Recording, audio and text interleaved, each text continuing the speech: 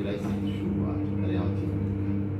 तो अब की बार किसानों को इस चीनी मिल से काफ़ी आशाएं पिछली तुलना में। किस तरीके से ये सकारात्मक ये सब रहेगा किसानों के लिए? आज हरियाणा चीनी मिल का 73 का शुभारंभ किया गया। इस वर्ष हमने 2 करोड़ 10 लाख क्विंटल गन्ने की पिराई का लक्ष्य रखा है और गन्ना खरीद से संबंधित सारी तैयारियां पूर्ण कर ली हैं। गन्ना कृषकों को निश्चित रूप से पिछले साल के सापेक्ष हमारा लक्ष्य है कि अधिक गन्ना सप्लाई करें जिससे उनको अधिक भुगतान मिले और इस साल गन्ने के रेट में बढ़ोतरी हुई है तो गन्ना कृषकों को उसकी वजह से भी अतिरिक्त आमदनी होगी। किसान इस बार गन्ना मूल्य में जो बढ़ोतरी हुई है उससे काफ़ी प्रेरित है, लेकिन वैरायटी चेंज न होने की वजह से अभी उत्पादकता पे प्रभाव पड़ रहा है। और दूसरी बात ये कि जो गन्ने में रोग लगा पिछले दिनों उससे भी किसान थोड़ा भयभीत है। देखिए, पिछले साल गन्ने की पैदावार जो कीट और बीमारियों का जो प्रकोप हुआ उसकी वजह से पैदावार घटी। इस वर्ष चीनी मिल ने गन्ना विभाग के साथ मिलकर के बड़े व्यापक स्तर पर दवाइयों का वितरण करवाया है जिससे कि इस वर्ष की जो फसल है वो अपेक्षाकृत पिछले साल के बेहतर है। इस समय कोई भी कीट या बीमारी का प्रकोप फसल में नहीं है। उम्मीद करते हैं कि पैदावार निश्चित रूप से अच्छी होगी। इसके साथ साथ हमने गन्ने की पैदावार बढ़ाने के लिए एक बहुत ही सुव्यवस्थित उपज बढ़ाओ परियोजना के नाम से कार्यक्रम संचालित किया है और उसमें हमने प्रदर्शन कोर्स लगाए हैं हजारों की तादाद में, जिससे कि हम कृषकों को ये बता सकें कि इस प्रैक्टिस को अडॉप्ट करने से और इस तकनीक को अपनाने से आपकी पैदावार में वृद्धि होगी। इसके बहुत ही सकारात्मक और उत्साहवर्धक परिणाम सामने आए हैं। बड़ी खुशी की बात है इस वर्ष जो प्रदेश स्तर पर जो गन्ना प्रतियोगिता होती है उसमें सिगर प्रजाति संवर्ग में एशियन श्रीराम समूह की चीनी मिलों के अजबापुर के 2 कृषक और लोनी के 1 कृषक ने प्रथम, द्वितीय और तृतीय पुरस्कार अर्जित किया है। उन्होंने पैदावार भी 2500 क्विंटल प्रति हेक्टेयर, 2400 क्विंटल प्रति हेक्टेयर और 2000 क्विंटल प्रति हेक्टेयर के लिए जो कि कीर्तिमान है। इसके साथ साथ हमने इस वर्ष इस उपज बढ़ाओ परियोजना के अंतर्गत अभी हाल में ही 146 कृषकों को सम्मानित किया है जिन्होंने 1500 क्विंटल प्रति हेक्टेयर से ज़्यादा की पैदावार ली है और उनको पुरस्कृत भी किया है। तो कुल मिलाकर के मैं कह सकता हूँ कि उपज बढ़ाओ परियोजना का जो हमारा कार्यक्रम है उसके बहुत ही सकारात्मक उत्साहवर्धक परिणाम सामने आए हैं और किसान इसमें बढ़ चढ़ के हिस्सा ले रहे हैं। अहमद साहब, आप उत्तर प्रदेश में गन्ना किसानों के बीच पितामह अब कहलाए जाने लग गए, क्योंकि आपने एक जिला पकड़ा, 2 जिले हरदोई और खीरी, और वहाँ किसानों की उत्पादकता आपने 2500 क्विंटल प्रति हेक्टेयर तक पहुँचा दी और अब की बार आपने साबित कर दिया कि 146 किसानों को सम्मानित करा। यानी कि आप चीनी मिल एक व्यापार कर रही है, लेकिन इसके साथ साथ आप सामाजिक उत्तरदायित्व की भावना जो निभा रहे हैं किसानों के, वो आपने साबित की। इससे लोग आपको भीष्म पितामह मानने लगे। आपने लोगों की खेती में उनको लाभ ज़्यादा हो इसलिए उत्पादकता ज़्यादा हो, पैदावार वो बढ़ाएं। मशीनीकरण के लिए आपने काफ़ी जोर दिया और किसानों की सबसे बड़ी आवश्यकता जो खाद की है उसको आपने जैविक खाद के लिए बहुत अनुसंधान करके और कहा कि खाद सिर्फ वही नहीं है जो केमिकल खादें हैं, जैविक खादें आपके दरवाजे पे हैं, आप उनको प्रयोग करें।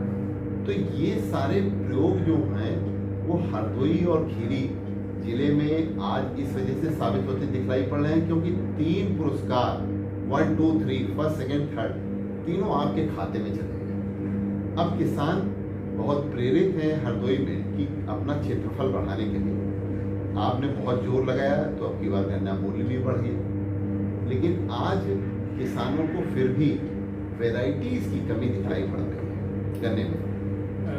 धन्यवाद गौड़ साहब। देखिए आप जो भी संज्ञा दें जो बात करें वो उसके लिए आपका धन्यवाद।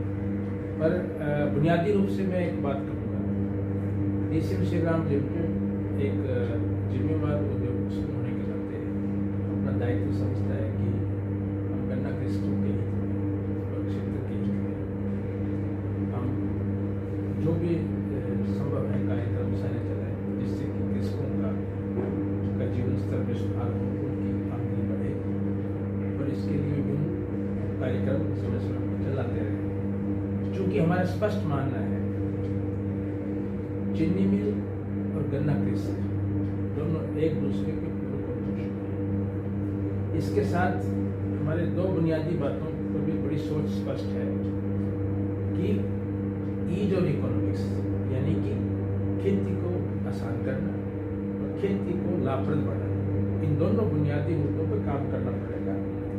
और इसके लिए ईज के लिए मशीनीकरण और इकोनॉमिक्स के लिए अधिक आमदनी के लिए उपज बढ़ाना, ये दो बुनियादी कार्यक्रम हैं जो कि वृहद स्तर पर हम संचालित कर रहे हैं और उसको एक व्यवस्थित रूप हमने दिया है।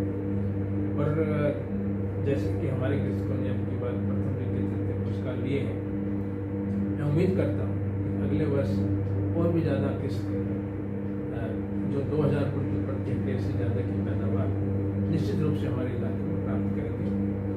जहाँ तक प्रजातियों का सवाल है, हमने अपने फार्म्स पे, जो हमारे फैक्ट्री के फार्म्स हैं, वहाँ पर विभिन्न वैराइटीज़ के हमने ट्रायल लगाए और हम नई वैराइटीज़ का बीज जल्दी उपलब्ध हो कृषकों को, उसके लिए हमने टिश्यू कल्चर लैब की भी स्थापना अभी कर रहे हैं और दिसंबर तक वो लैब भी संचालित हो जाएगी, जिससे कृषकों को नई प्रजातियों का बीज त्वरित रूप से उपलब्ध हो जाए और जिससे कि वो अपना नई प्रजातियों का गन्ना बो सके और अधिक पैदावार प्राप्त कर सके। कामत साहब, मशीनीकरण की आप बात करते हैं, आज किसान परेशान है कि गन्ने की लागत जो है वो श्रम की वजह से बहुत ज़्यादा आ रही है और गन्ना काटने के लिए, छोड़ने के लिए श्रमिक नहीं मिल रहे हैं।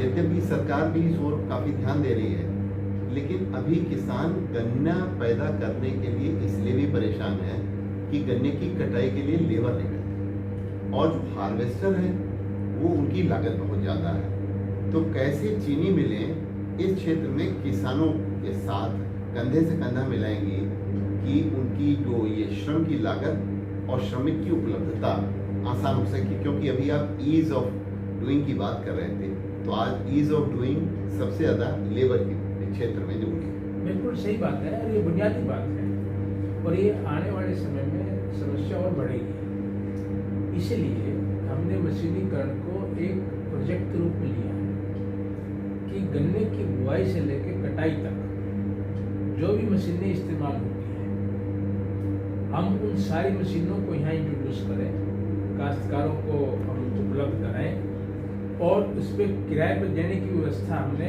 लघु उद्यमियों के माध्यम से की है, जिससे कि हर किसी को ये जो मशीन है वो खरीदने की जरूरत ना पड़े। अभी हाल में ही मशीनीकरण का बहुत बृहद स्तर पर एक मेला लगाया था, जिसमें सैकड़ों की संख्या में मशीनें वितरित की गई और ये अभियान अनवरत जारी रहेगा।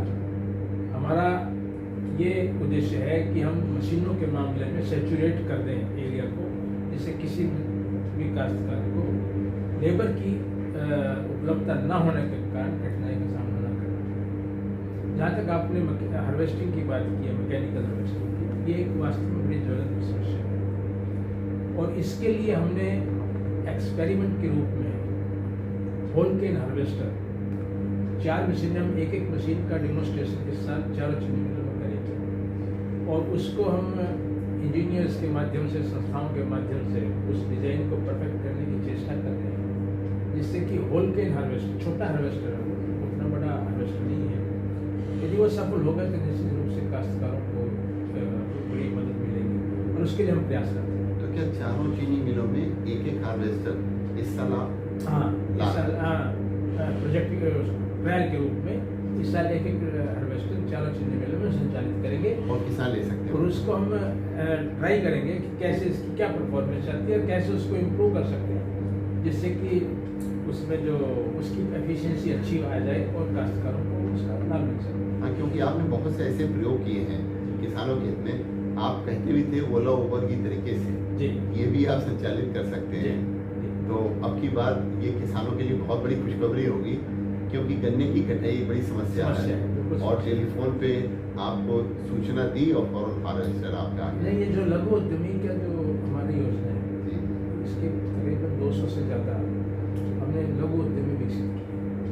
उन लघु उद्यमियों को हमने कृषि औजार उपलब्ध कराए हैं, जिससे कि वो न केवल अपने इस्तेमाल के लिए बल्कि दूसरे काश्तकारों को भी किराए पर दे सकें। ये निश्चित रूप से एक व्यवस्था बड़ी कारगर सिद्ध होगी, लाभकारी सिद्ध होगी। और इन्हीं काश्तकारों के माध्यम से जो भी मशीनें आएंगी, चाहे छोटे हार्वेस्टर हो, चाहे अन्य मशीन हो, वो उपलब्ध कराएंगे।